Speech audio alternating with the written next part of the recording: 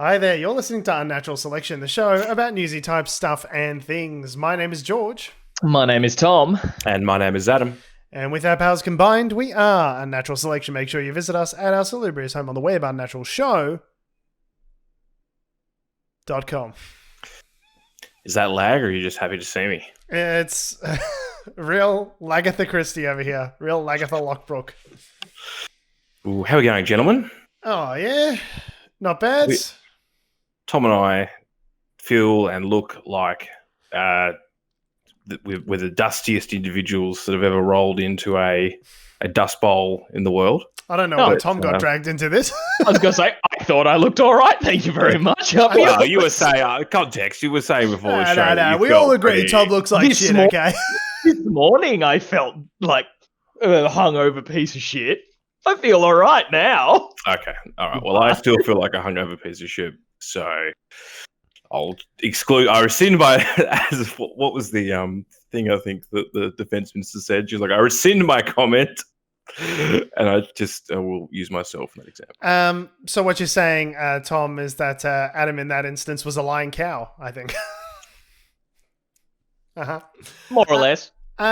See, you guys might be dusty, but it is a Sunday afternoon, and I have learned something from all of these sort of workplace Zoom meetings, working from home, this whole situation. Is that you might think I'm drinking tea right now, but actually, it's just wine that I'm blowing on in a mug. Yeah, I was going to say, just use a mug as your liquid container, and really, it could be anything. And then they haven't invented smell-o-vision yet, so they can't smell the gin. As long as you blow on it, you just go. People just assume it's tea, and really, and like not day drinking. And probably whiskey is the one you could get away with that, right? It'd be the right color kind of thing if you were having like a black tea, just like the amber sort of tones. You know, just be like straight through your meeting. Oh, it'd help me get through a few meetings. Okay, and my neighbor has just turned on his motorcycle, so I'm just going to close the window. Just a mug of whiskey. A mug of whiskey definitely helps the day go faster in that you are passed out for most of the day. Yes, in that you just skip a large chunk of it. Time itself does not alter in any way, shape, or form. You might pass out on camera in front of your work colleagues. You know, don't try that at home. Silence. We're not having a good day already, and we're 2 minutes in. I was like, am I speaking? Should we can this? Just can it. You know what? We don't have to commit to it at this point. We're about to hit 3 minutes. What are we? Is 3 minutes the window? 504. 504, and Adam sounds like he hasn't slept since we started recording them. 504 straight podcasts for Adam. You guys sleep? I don't know. Used to me. Speaking of news, we are in fact a news and a podcast about newsy type stuff and things, news and politics and that kind of thing. So we're not just all about lad behaviour and desk whiskey, as you might have gathered over the last 3 minutes, as Tom said. I mean, speak for yourself. Yeah. ¿Por qué no los dos? We want to have both. So this week, there's been a bit of news floating around Australia. A few things happened. There was a bit of an election in WA. Right off the top, in international news, we'll start big and then get local. China has reported Australia to the UN for violating human rights, which fair play to China. We are. Australia is well and truly violating the human rights of people who are trying to seek asylum in the country and locking them up in these torture camps. I would like to point out that there's a couple of dozen people left in Manus Island. Like, it's not like we've got. But there's also Nauru and all these other places. We do. This is a point of contention on the show. Well, a contention between us and the Australian voting public, and that we're not fans of the offshore detention system. People that arrive to claim asylum here in Australia have done so in the past by boat, and then obviously they're the conservative side of politics has made hay while the sun is shining in sort of persecuting these people and prosecuting them in offshore detention centers rather than having to, allow them to stay on the mainland where they're subject to human rights laws and things like that. Now, I think this is a thoroughly detestable, very bad, not good system. However, in order of the human rights atrocities that are available on the menu of human rights atrocities, if one was to sit down at, Che fucking Pol Pot and order off the menu, Australia is but an hors d'oeuvre, okay, compared to some of the other human rights abuses that are. So what are the main courses? The main courses are if we were to focus on human rights abuses, maybe start with the ones in China that can literally be seen from space. Maybe we'll start there and we'll filter down to the people in Nauru and Manus Island and those sorts of things. I get it. It's not good. It's very not good. China is technically correct that we are responsible for human rights abuses. But have you seen China? Yeah, pretty much. That was very much the situation when I saw this news, where I was a bit like, it's bad that my first response to hearing someone rightfully call out Australia for its human rights abuses is, nah, I'm rubber, you are glue. Shut up, you are. Yeah, shut up. You can't tell us what to do. You're also abusing human rights. Like it's a massive pissing contest. It's not a strong side. We're all terrible. Yeah. But it clearly shows just how China could give a flying fuck about what Australia is actually doing.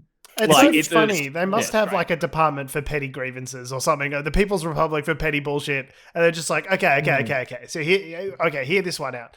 What if we were just going to have a bit of a go at them for their detention centers? They're like, no.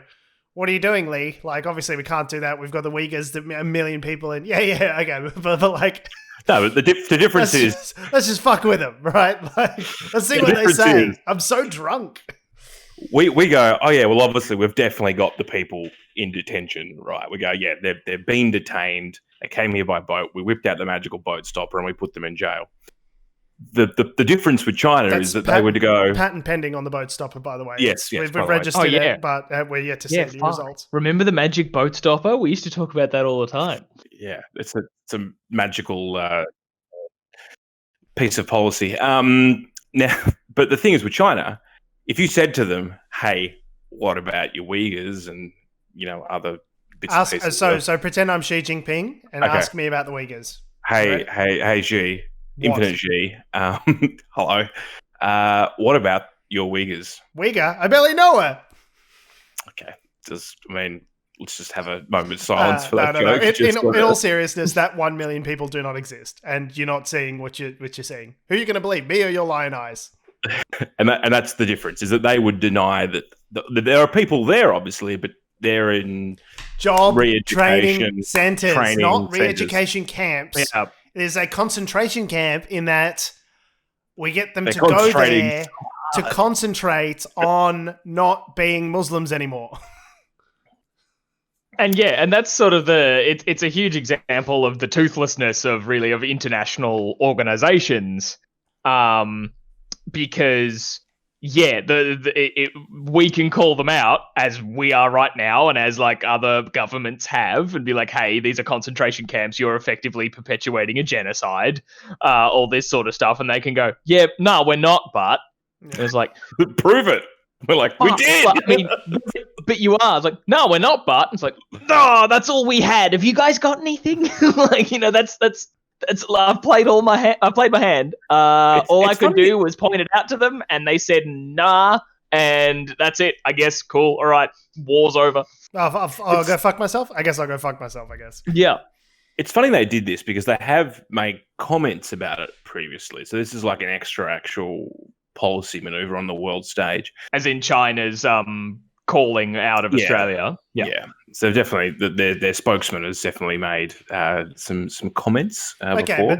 But when I say you can literally see their human rights abuses from space, that is not a funny, it is, don't get me wrong, it's a fucking hilarious joke, and we all should have laughed at it much harder than we did. But that is actually how they've been tracking the Uyghur camps, is by looking at aerial photography and sort of satellite photos and seeing following the construction of these huge complexes out in rural China to house all of these people. That's how they're like, how we even know about all of this shit going on is by estimating the fucking city state buildings that they're putting together to house all of these people. So, it's this, like, I just, the concern trolling coming from China is pretty fucking rich. Like, considering, you know, China loves doing things at scale. You know, anything you can do, I can do better. Says China, not only can we, you know, build things better, we can build factories better, we can do manufacturing cheaper and better. We can also do human rights abuses at scale much, much better than you guys can. It's a bit of a flex.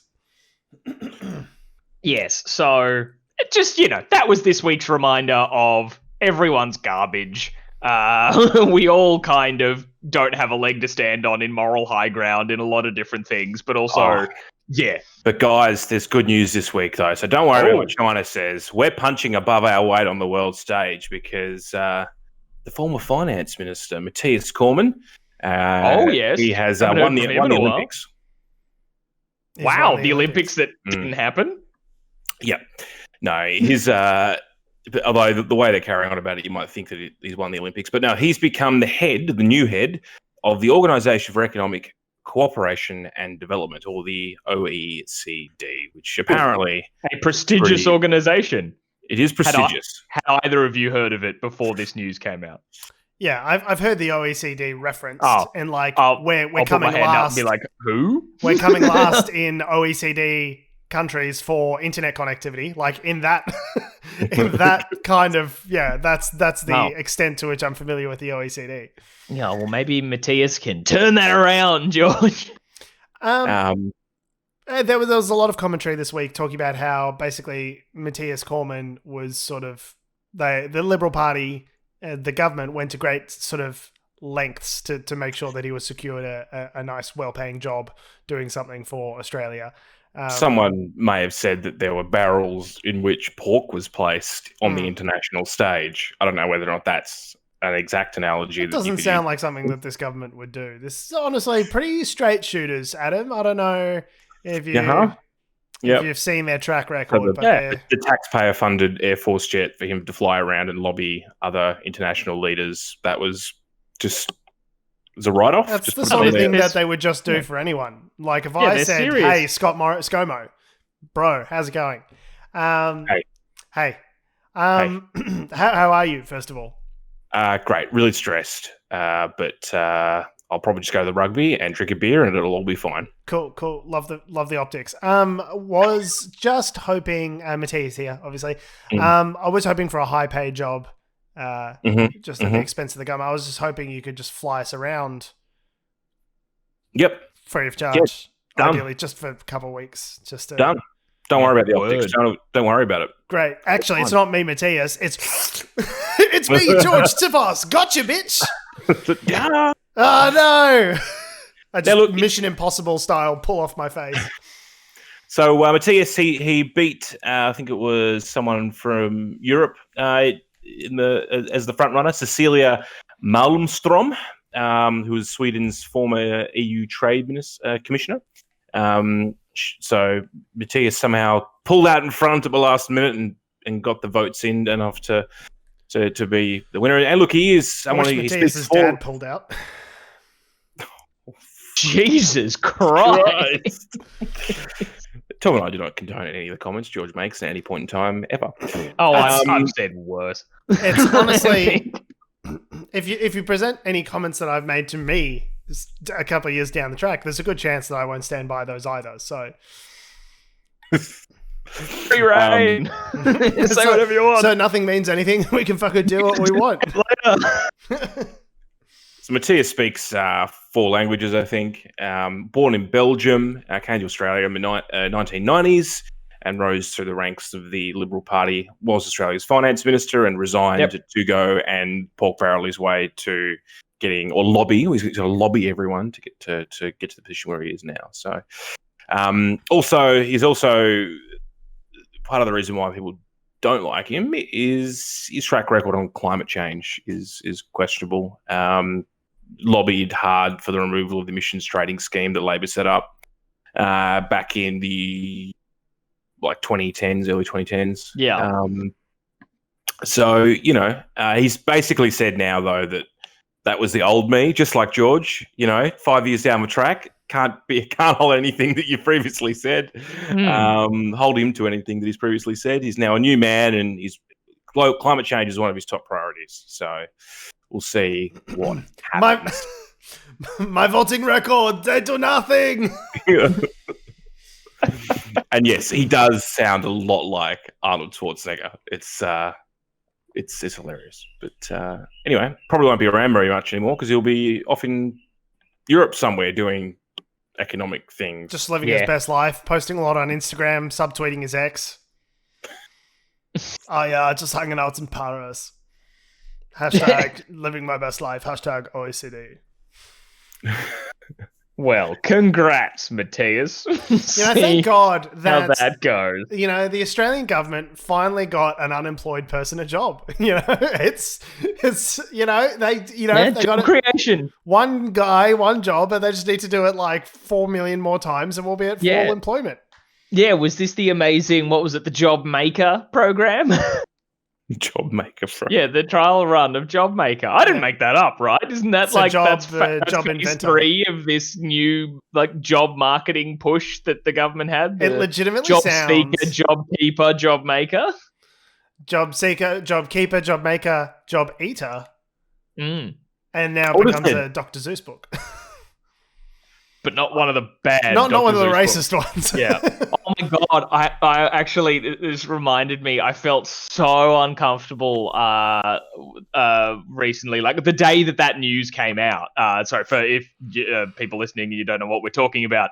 The publisher of some Dr. Seuss books have taken 6 of their books, I think, out of circulation. Yes. They're just not going to print them anymore because there's some pretty racist imagery and comments and slurs sort of in them, books being written of their time when people cared less about that sort of stuff. And Republicans went full absolutely shit, full sensical and decided to buy the Dr. Seuss books up and reward people the publisher. Were really trying to get hold of them.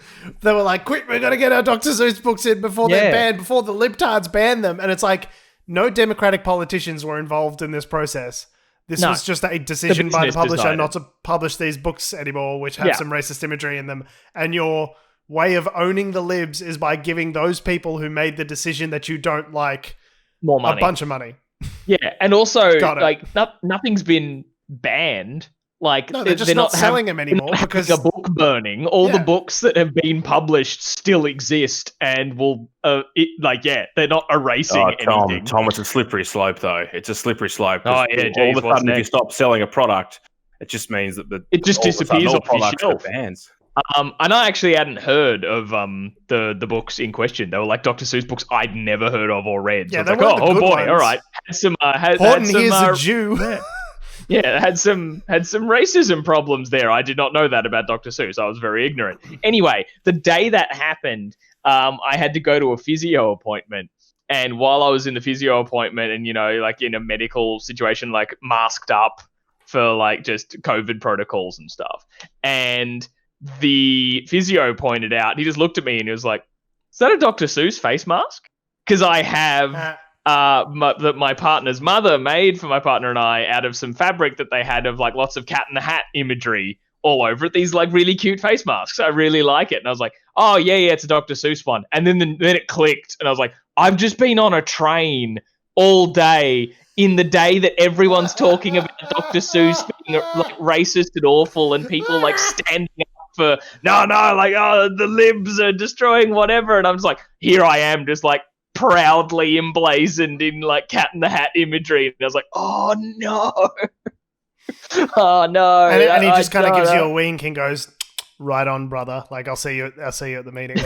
No, this is not what I wanted. No, that's not what I wanted at all. I felt really awkward about that. Anyway, that was my funny little story. What was the person that you're going to? Was it a dentist? Physio. So he gave you a bunch of exercises, so I do not stretch my calves here and there. I do not stretch them anywhere. Yeah. I do not stretch them on a house. I do not stretch them near a mouse. and was seeing the physio for a sore shoulder because it's to try and like allow myself to raise my arm up again. To do a full Zig Heil is what you're saying. I'm trying to get into full Zig Heil strength. That was the joke I was trying to lean to without actually explicitly saying it for some subtlety, George, and you just blew right past that. Tom's cricket career is over, though, incidentally. So before it began, like it's a real travesty. Yeah, I was thinking of jumping in his early 30s. It's generally the peak time for athleticism. So it's just to get in there. And I'll have to actually like learn the rules of cricket. That's cricket the one with the offside rule that makes no sense? No. Oh no, that's soccer, isn't it? Yeah. I'm sorry, football. Yes. For some other places. Let's get it right. The important lesson is that Tom is a natural athlete. That's what we've learned. Anyway, totally slightly sidetracked with the dumbest possible political discussion of being the Cat in the Hat. So, do we think Matthias Cormann? I mean, I like. Granted, I don't like Matthias Cormann. I don't like his face. He doesn't like you either. I don't like his politics.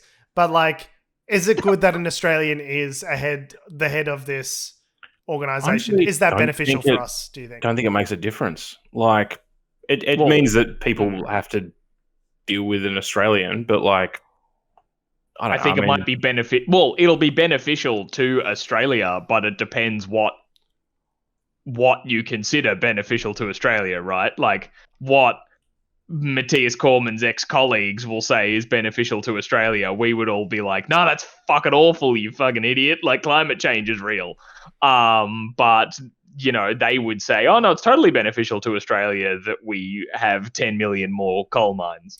And in his statement, once he accepted the job, I guess, said, quote, action on climate change to be effective requires an ambitious, globally coordinated approach. So I guess I am slightly glad that he is a perfect politician in that he holds no actual beliefs.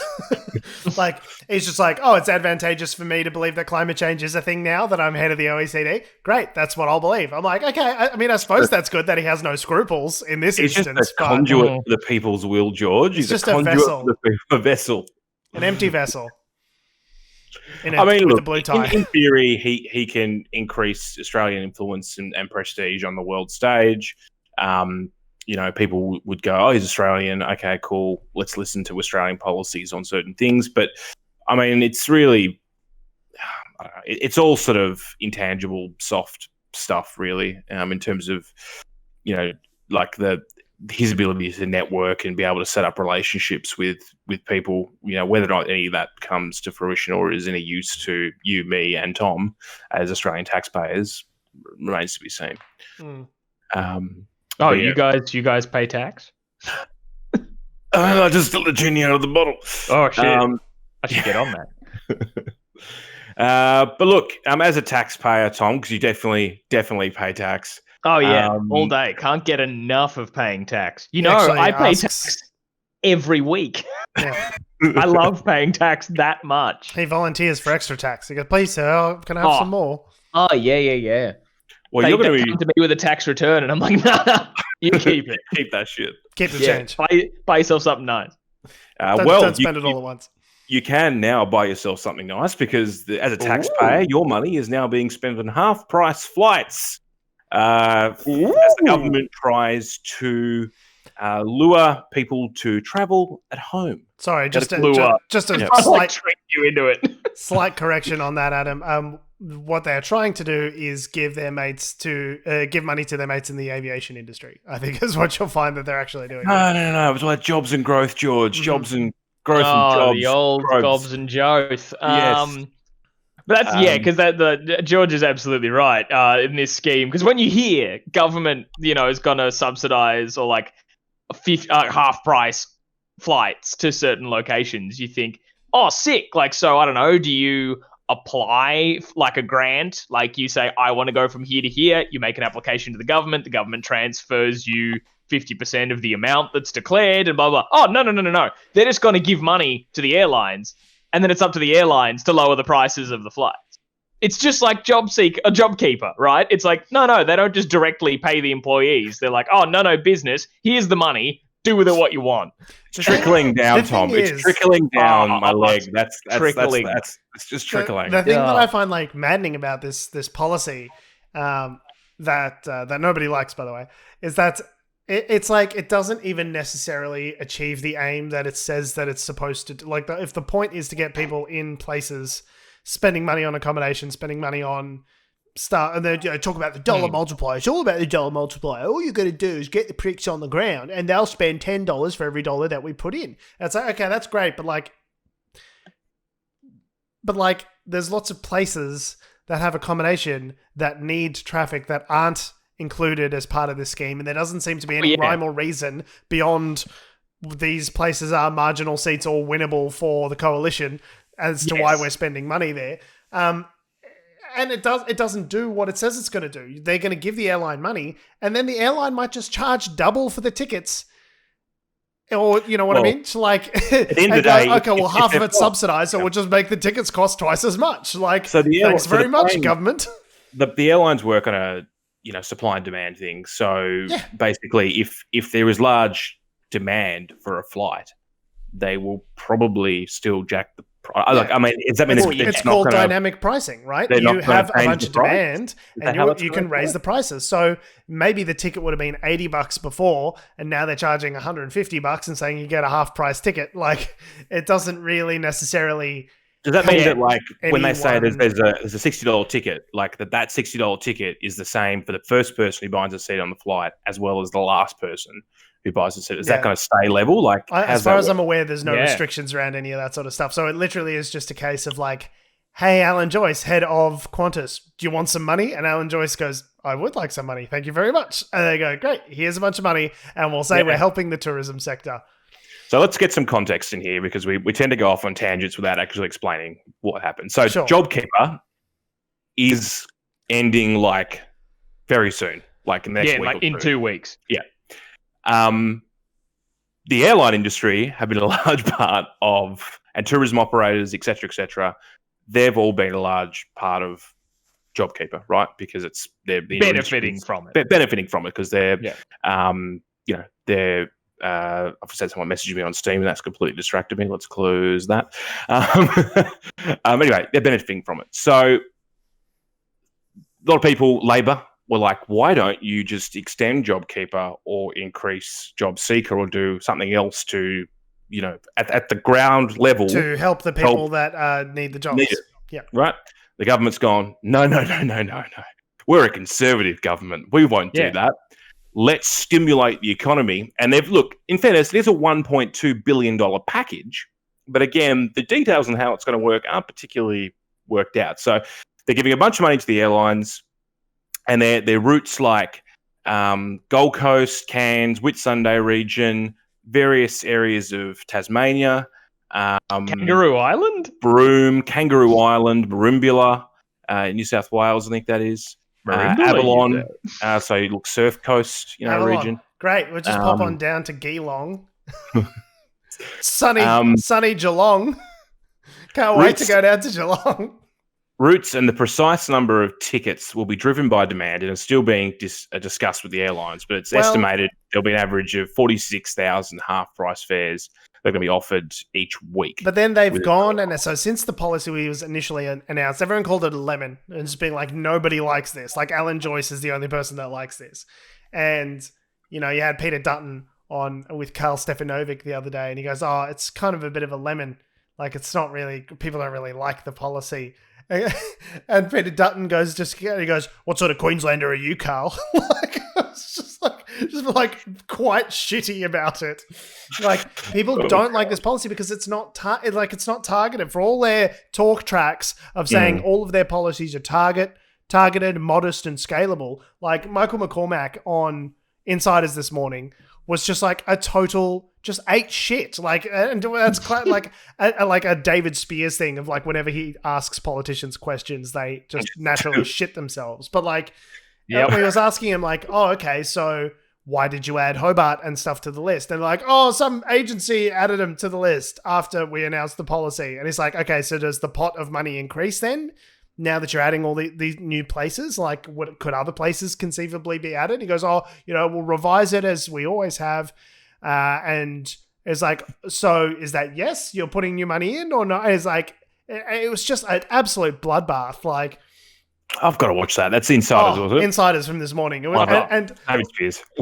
What's her name? One of the Lara Tingle, ABC's political journalist, was just like laughing in the background. Just this woeful showing from Michael McCormack, the deputy prime minister. I don't understand why they keep putting. I know he's a deputy leader, but like, surely someone in the comms department of the coalition's going, "Don't put Michael up again." No, not Michael. Not again. Like, we could pick anyone, like the full roster of the Liberal Party and National Party. Put Barnaby in. But like, he would do better. Here's Michael McCormack. He kept saying that it was a demand-driven program. Yeah. And David Spears is like, "How is it demand-driven? You've got a capped number of tickets, 800,000 tickets or whatever it was." Yeah. And he goes, "Yeah, but it's demand-driven." I'm like, "But how? Is it capped or is it demand-driven?" Like, yeah. And it literally, like, David Spears sat down with the panel after the interview and was like, "Well, I hope that clears it up for everyone." And everyone was like, like, it just like amazing. Did not make anything clearer that like the policy is a shambles. And I don't understand why they're not doing something more targeted like what the Victorian government is doing, where they say, "Okay, we want people to visit rural Victoria. You go to the website, you apply for a voucher. We'll give you, you need to spend X amount of dollars and spend 2 consecutive nights somewhere in rural Victoria, and you need to show receipts. And once you've shown receipts that you've spent money in rural Victoria during this period of time, we will then reimburse you a couple of $100. Like, that is a system that makes sense. And that's what I meant for, like, that's how they should be doing this thing as well, is to, like, I've booked flights for here, they cost this much, and then someone processes it and is like, cool, so here's 50% of what you paid back. Here's a rebate. See, Tom, that would cost money to set up a program like that because you'd have to pay people to check the applications. Oh, right. So sorry, the pay that that'll cost the money that we don't have to be able to keep giving people unemployment benefits while a pandemic still rages and ruins other people's job security. We don't have money for that, but we do have money just to give Alan Joyce to be able to, discounts some flights. It's funny because, like, I don't know if it's every airline. Like, I think it's just Virgin Qantas. And Jetstar. Like, Rex are just like, "Hey, guys." Hey, you know how we're the airline that services rural parts of Australia? Maybe we could help. Rural parts of Australia, which by all accounts could probably use people travelling to some of those areas. But anyway. Now, look, there are other parts to the package. So it's not just subsidised air tickets. They're also providing support to keep international flight workers employed and planes serviced and training for those ground staff, that kind of thing. Hi, George here on Natural Selection Times. Just had a question. Why don't you just extend JobKeeper for specific industries like accommodation and tourism and provide the support directly rather than a Byzantine scheme which involves filtering out to people through airline ticket sales? Oh, well, George, what you don't understand is the Australian government has provided support to the Australian people. And that's been great. Why don't they just keep doing that? Because dole bludgers. Yeah, but they're not dole bludgers because they've lost their jobs because of the pandemic.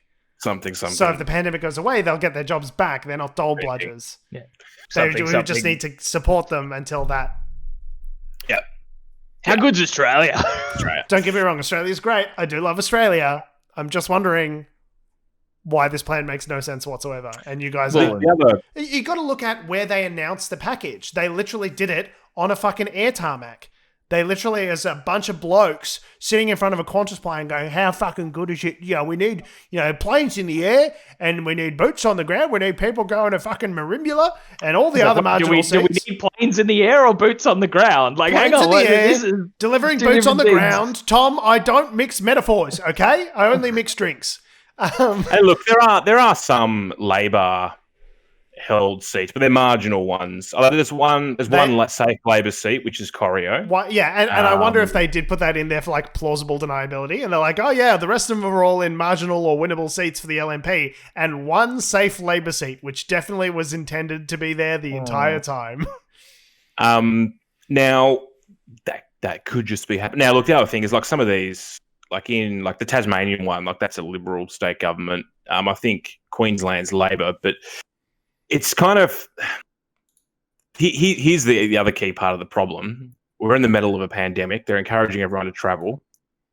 Just today, there's a doctor in Queensland that's got COVID who may have had some contact with the public. There's a few hotspots that have been announced, that kind of thing.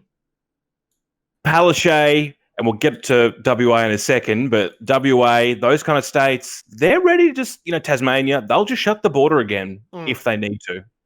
Like, they'll do it. The reason people aren't flying is not because, airfares are too expensive, because the airlines have made a real attempt recently to try and lure people back with special deals. Obviously, they want people flying. So people in my office were talking about, it costs $50 to go to Hobart right now. Like, it costs, the flight to, to the Gold Coast or something you can do for $100, $150. Like, they're already dirt cheap. The reason people aren't flying is not because the flights are too expensive. It's because there's other factors at play. They're broke because they don't have a fucking job, or their job seekers getting pulled away. Like, they're afraid to travel because borders might close, and if they need to be back for work, then they can't afford to be locked out into another state for 2 weeks. Like, there's just too much uncertainty that's the big one, in the system for people to feel safe making these kinds of longer term plans. That is got nothing to do with the price of airfares. It's not like, I would love to see the rationale as to the assessment as to whether pumping additional money into the airline industry would actually make a difference to any of this consumer behavior, because as far as I can tell, it wouldn't. There's also some tourism operators like zoos and aquariums are eligible for loans, and some small businesses can get loans as well. So there's other targeted relief to certain tourist operators, basically. But but where's the money for accommodation providers? Like, if you're saying that the barrier to entry for people going is that the flights are too expensive, the flights are generally not the most expensive part of a holiday or a trip. It's the accommodation. You spend $100 on the flight per person, and then you're spending $200-300 a night on accommodation. And if you're going for 5 days, that's $1,500 as opposed to $200 flights. Right? So if one was actually trying to encourage people to go and be in accommodation in certain places, surely subsidizing the accommodation rather than the flights would make more sense than that. But accommodation providers aren't donors to the Liberal Party. So there you go. Yeah. Yes, that's the key factor there. Yeah, no, it makes me nervous because I'm catching a flight in about a week and a half where I had those exact sort of worries of but what if the situation changes while I'm over there, kind of thing. So it's nerve-wracking. But I guess that's just a reality we live with for a while.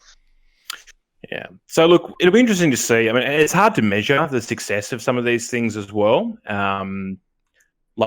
How do you know whether or not, I guess you could measure GDP, perhaps, the net, I guess, benefit of this, or to work out whether it's actually been an effective policy.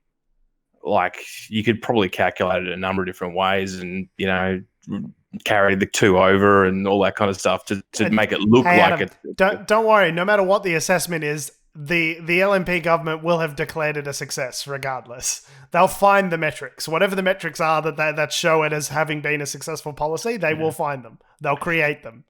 The other interesting thing as well is that a lot of the populations are in Queensland. There's none in WA as well, which is, I found quite... Is there any in WA? I'm pretty sure WA is... I think there was one in Broome. Broome. I think that was the only one. I think Broome was one of them. Okay. But a lot of them are in Queensland. And I know that Palaszczuk's been lobbying hard to get targeted support for Queensland businesses, which is also interesting because she's the one willing to close the border at a moment's notice as well. So I wonder whether or not, whether it is just a marginal seat thing for them in that area, or whether or not they've actually listened to what Palaszczuk has been saying, or maybe it's a combination of both. Maybe they think it's a dual win in that case. But I think it's also a case of domestic tourists don't spend in the same ways, in the same patterns, in the same amounts as international tourists. So it's good. And yes, we have a travel dollar surplus, right? Australians in normal times spend more money overseas on tourism than we get from tourists overseas. So having those dollars here and circulating locally is somewhat of a salve, right? For replacing international tourists.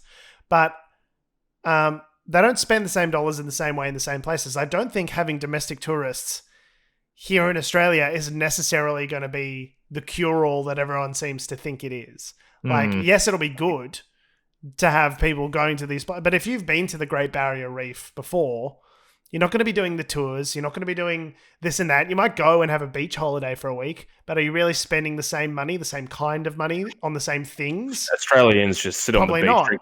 drinking piss, basically. They'll be sitting drinking 4X by the pool. It's not the same thing as like tourists from Japan coming and seeing the sights and Seeing going on all these whales tours and whatever. seeing the whales and like they may not be spending the same amount of money, and they certainly wouldn't be spending it on the same things either as tourists. So I have real doubts about the efficacy of this plan, and so does everyone else. And it is curious that they are trying to announce the government. This government loves announcing things. They love announcing policy. Oh, it's lots of big numbers, 1.2 billion. No one asks the LNP government how they're going to pay for it. When Labor wanted to put additional money into aged care, they said, "How are you going to pay for it, mate? How are you going to? Where's the money going to come from?" But all of a sudden, ScoMo announces $1.2 billion that he's going to hand to Alan Joyce in a fucking paper bag. And we're all like, oh, seems like shrewd economic management, that is. Oh, well, they found $60 billion behind the couch last year. So I guess, That's the $60 billion they found for JobKeeper that was sitting behind the couch. Yeah, exactly. Yeah, Right. yeah. I don't know. Oh, but we don't have the money for JobKeeper, apparently. Yeah, we don't have the money for that. But, No. For a stained Hessian sack with dollar signs on it that we throw in Alan Joyce's fucking Mercedes boot, that's fine. That's totally normal. That's good, rational, good stewardship of the economy. Yeah, I don't know. It's the thing that I find really curious about it is that it's right before a news poll is about to be conducted as well. So they love announcing things and then going, "Hey, what do you think of the government now that we've just announced this fucking awesome package?" Well, yeah. And you know how much they love their news polls, because enough negative news polls and they knife a prime minister. What's the number? 54. Was it 30? 30 news polls in a it is. row or something? If you get- 30 news polls in a row. If you get more than 30 Yeah. negative 31. news polls in a row, then it's the old et tu Brute situation for a liberal leader. So I haven't been talking about polling recently. Like, it just hasn't, like, when Malcolm lost 30 in a row or something, they were like jumping out of their skin about it. Well, yeah, because I guess, but that was significant in the sense that that was as many news polls as he used to justify knifing Abbott. And they're like, you have now, by that metric, done just as bad. I was saying to Elle, my partner, earlier today, I was like, it's funny because you think about the way they've, on the whole, the amount of, like, you think about the coalition government, even though they've had 3 prime ministers, it's the same government. it's the same bag of cunts. 2013.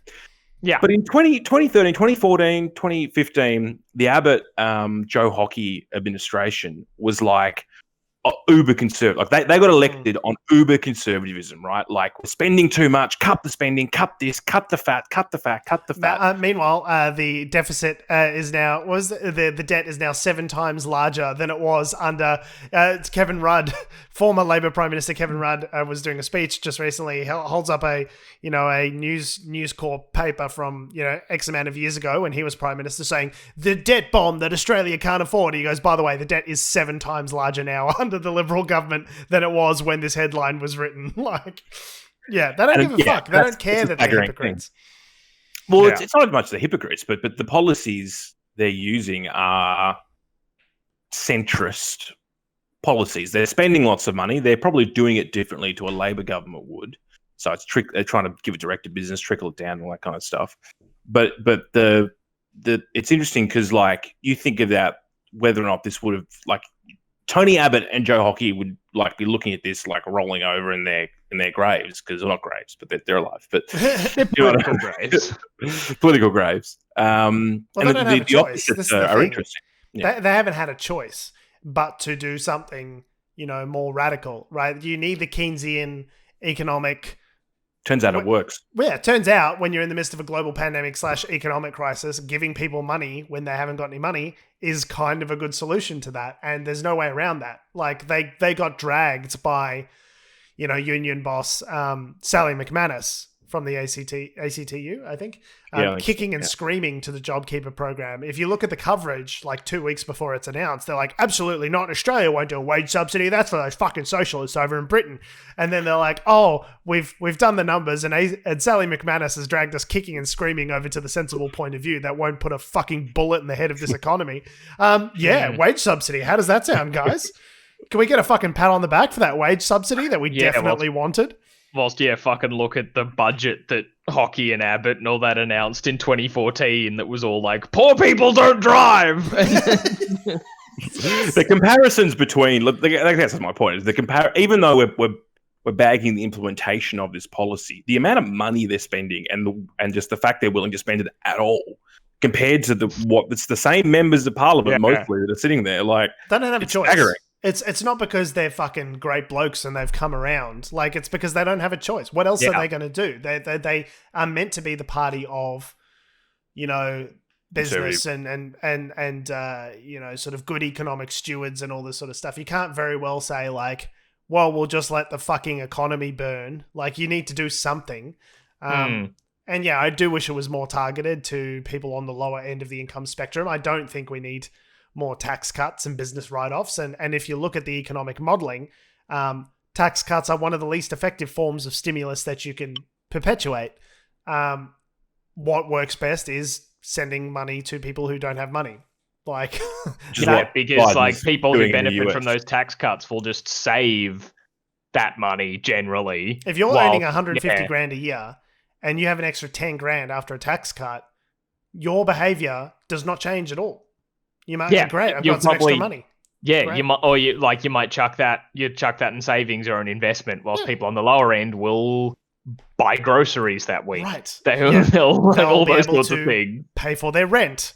Like, Yeah. these are all things that would happen if you give money to the people who need the money. And we've seen it in asset prices, right? The Melbourne and Sydney housing markets in particular are skyrocketing at the moment because interest rates are low. For the people who are making money still, they're making as much money as ever before. And now's a great time to fucking buy a house that's not, in the inner city. So these places that are in the exurbs, the outer suburbs, are all just fucking exploding in price like never before because for those who have money, they have much more money than ever before to spend on assets rather than, what are they going to, you can only wear one pair of pants at a time. You can only have one dinner a night. Like, for someone who's already rich, having additional money, all that means is it inflates the stock market and it inflates other kinds of asset prices like housing. Like, that's all it does. And that's probably another thing is that with these policies, trying to get people to travel, well, that's all very well and good, but behavior over the last 6 months would indicate people are more looking to invest in other areas to diversify their put roots down, basically. Like, for instance, my mate Alex went to an auction today, opening bid. It was a 3-bedroom apartment in Balaclava. So, can I guess? I want to say opening bid was $800,000. $600,000. Okay. For a 3-bedroom unit or apartment, did you say? Apartment, I believe. Okay, I'm just trying to find why the fuck it won't let me. Opening bid was $600,000. What did it end up going for? I'm just trying. It stopped me being able to get in because it wants me to back up my shit. I don't want to back up my stuff. Fuck off. Okay, here we go. Yeah, fuck off, Samsung. $925,000. Yo! Balaclava is went up by like 50%. Yeah. Yeah, so my guess of 800,000 was actually not that far off. Like, started at 600, went to 925. Fuck. It's 925 because 926 would have been fucking ridiculous. Okay, 925 is a fair valuation. Okay, mate.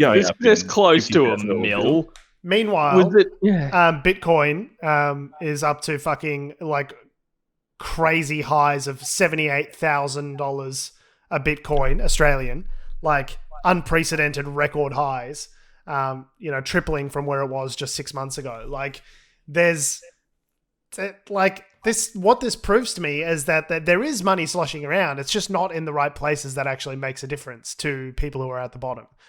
All these people up here, up at the top, they've got a bunch of money. They're doing better than ever before. The top, a couple of billionaires have, doubled their wealth over the course of the pandemic, extra $1 billion. What was it? I remember when hearing that what's his name? Bald fuck, Lex Luthor from Amazon. Jeff Bezos. Bezos. When Bezos split up with his wife, he lost $36 billion in the separation. Over the course of the pandemic, he's made that up. He is now richer than when he had his wealth split in half.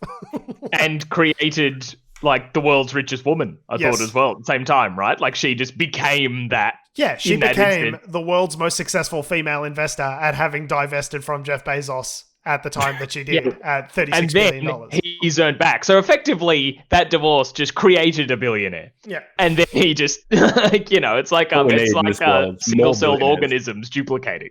Just like, Asexual reproduction. yeah, of billionaires. I mean, have you seen Jeff Bezos? He seems pretty asexual to me, so that makes sense.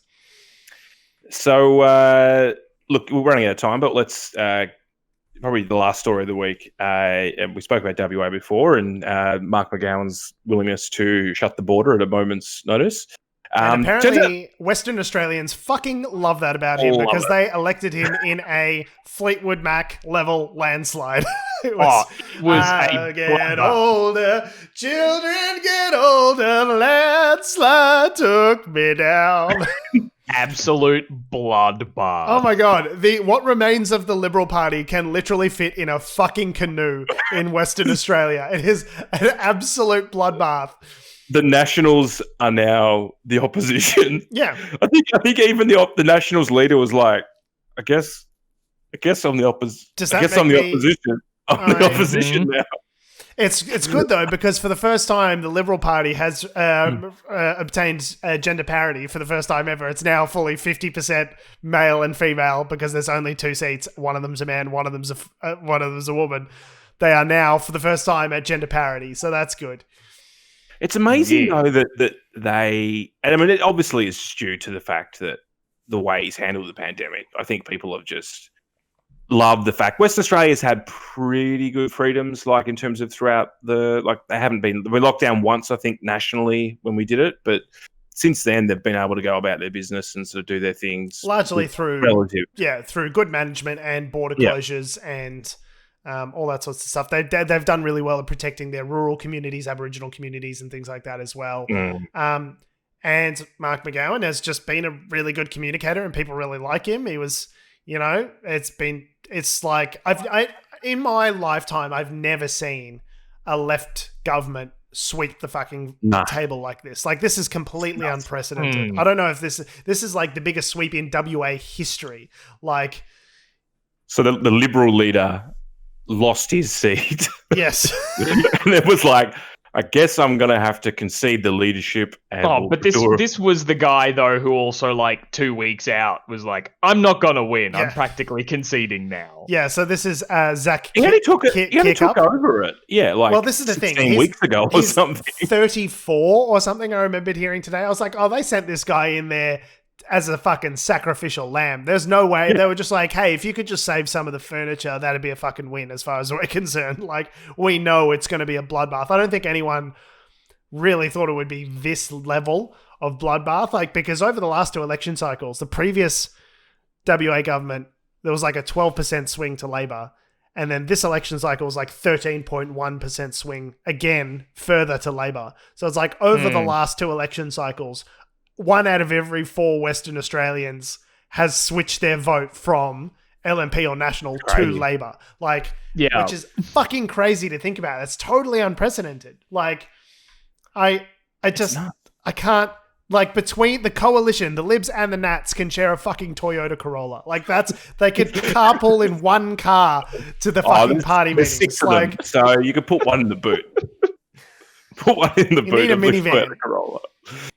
You could do it. it's good, and I love drinking Liberal tears and all this sort of stuff. But like, what I think it's really concerning because it means there is no Active opposition, right? There's no opposition. It's a one-party government at that stage. Not just that, but the talent pool around the staffers and the sort of researchers and the political apparatus, the staff members of these ministers, are just been eviscerated. So there's now no talent pool to pull from in order to mount a credible opposition. And I think that's going to hurt the Libs. And obviously when you're the losing party and when you've lost this bad, it means you don't get donations, you don't get funding, you don't get like all of these things that you would then use to build up the political apparatus now no longer exist. So I think they'll spend another 1, 2, 3 election cycles out in the wilderness before they get their shit together again. This is like a thermonuclear event for the Liberal Party in Western Australia. And you need two sides of government in order to push back on, corruption. It's not good to have one party government. Well, even yeah, if unless Mark McGowan goes Hmm. and murders a small child or something, it'd be hard to see them coming back from this in the near future. But Mark McGowan would not only have to kill a small child, he'd have to do it on camera in order to lose the next election. So that's been the week in Australian news, which has been pretty crazy. And we love Anthony Green. Anthony Green called it in what was it, 45 minutes? 45 minutes, which I think was being kind. That was him being like, "Oh, look at me deliberating, crunching the numbers. Oh, wow, yeah, definitely. Oh, yeah, real numbers happening over here." Yep, so many numbers. 45 minutes after the polls closed, Anthony's gets up. It's like what I do sometimes. I'm on the phone with a customer. I'm like, "Oh, I don't know if we can do that for you. I have to check with my manager." I just pop them on mute. Probably should be telling that over a live do some email, come back. podcast. Yeah, look, I'm sorry. I'm not afraid we can't do that at this stage, unfortunately. That's what Anthony Green was doing. He's just sitting there tapping his computer for 45 minutes. Go, is it time? Okay, yeah, we'll call it now.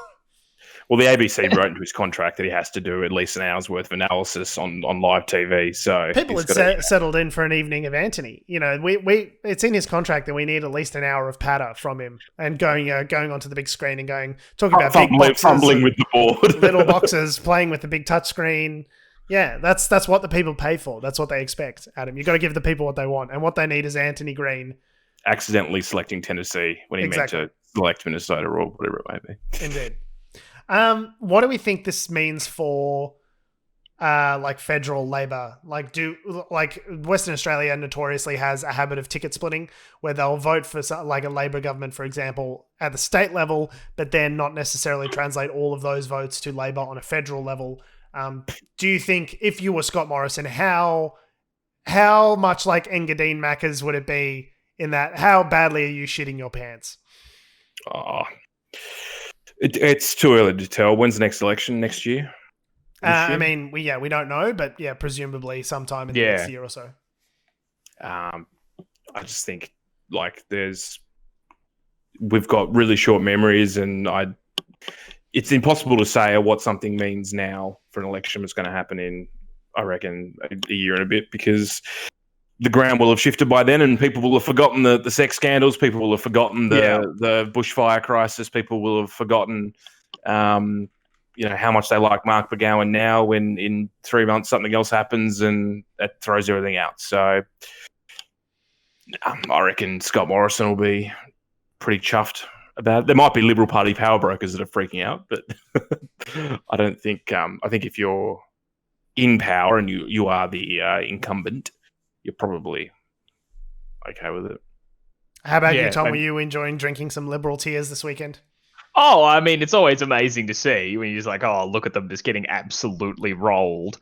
But I agree with Adam. It's a fact of people having short memories, right?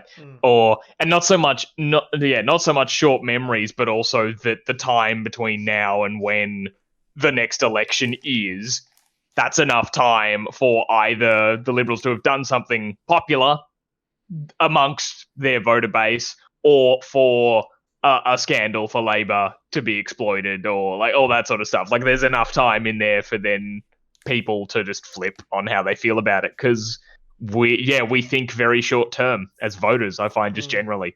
And no one likes Anthony Albanese. Yeah, that too. I mean, they like him, but they just wouldn't vote for him because they just wouldn't vote for him. And he's a DJ. I mean, how much cooler can he get? And they still won't vote for him. They like him as a friend. Yeah, but they're not in love with him. No, they love him as a friend, but they're not in love with him. Yeah, it's probably a good way to describe Anthony Albanese, I think. But, and that was even after he got into a car crash. You think you'd be able to get some sympathy if you get into a car accident and you're in the hospital and people were just like, "Oh man, I hope he's okay." I guess we'll hear from him whether he's okay or not at some point.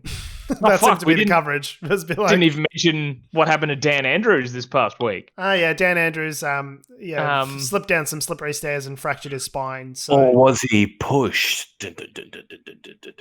All he wanted was like 3 or 4 days away with the family, like social isolation in just a nice place down the peninsula, and then he fucking really fucks up his back. Like, wow. What an end to this year for him. mm, Like, Not like, Yeah. oh, we're gonna have to are they they're gonna operate at one point? Now they're not operating, but yeah, it was up in the air, but they say even still, I think they're not operating because he's no longer in intensive care or something. But even still, they say the kind of back injury he's got is like weeks to months before he could even consider being back to full working capability.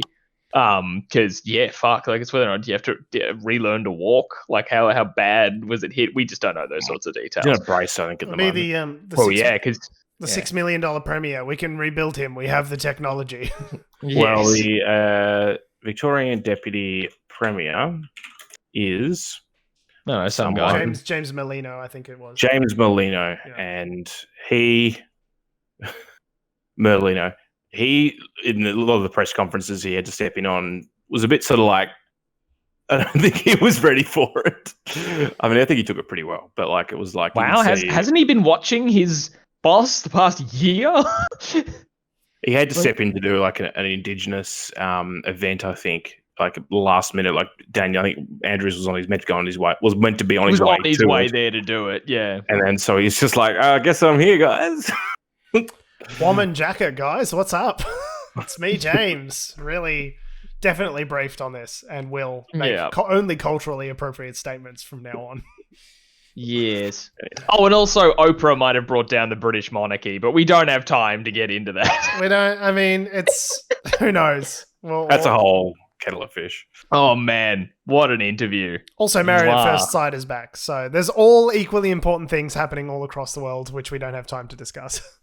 Amazing. On that note, we have been, we are, and we always will be Unnatural Selection. Make sure you visit us at our salubrious home on the web, unnaturalshow.com. Make sure you follow us on all the bullshit social medias that have, do, or ever will exist at Unnatural Show. That's Facebook, Twitter, Instagram, YouTube, and motherfucking TikTok. Make sure you follow me on Twitter and Instagram at George Tsipos. You can follow me on Twitter at Tom D Heath. You can follow me on Instagram at AC Doreen. And you can follow us all down to the peninsula. We'll be using Dan Andrews' slip and slide, hopefully without fracturing our spines. Best of luck, Dan. Hope you make a speedy recovery. Yeah, I thought you were going to say you can follow us down to the peninsula where we will all be slipping down some steps and cracking our backs in solidarity. Yeah, In fairness, there is actually a sport on ESPN, and it's called the World Slippery Stair Competition Mm. Is Championship. it a back-breaking contest? No, it's like they're like soft stairs, but basically they get people in like weird bodysuits, and then they pour like what can only be assumed as Slip. KY lube. Yeah, just like lube. Yeah, There's like lube lube all up the downstairs. stairs real good. Yep, and then it's whoever gets to the top of the Yeah. stairs first without Look. slipping down and grabbing the bell. Meanwhile, was- there's like girls at the top just like spraying people with lube in the face. It's just So it it's was like a a lot. cross between like remember that show like Gladiators American or whatever, Ninja where people Warrior? would like, Yeah. climbing up the soft things, and the slime cannon from the Nickelodeon channel. Basically. Yeah. All right. Yeah. And oh, yeah. You guys don't play jizz stairs? We used to do that all the time at home. Oh yeah. I mean, it sounds like a great sport, but it's not just axing yourself chasing a cheese wheel down a slope in Scotland or wherever like that. it's also not chess that's a boxing sport. from Russia. Now, that's a sport. Chess boxing? Chess boxing. All Look it right, up. let's end the show now because I have to Google that. Thanks for listening, guys. Love your faces. We'll see you next week.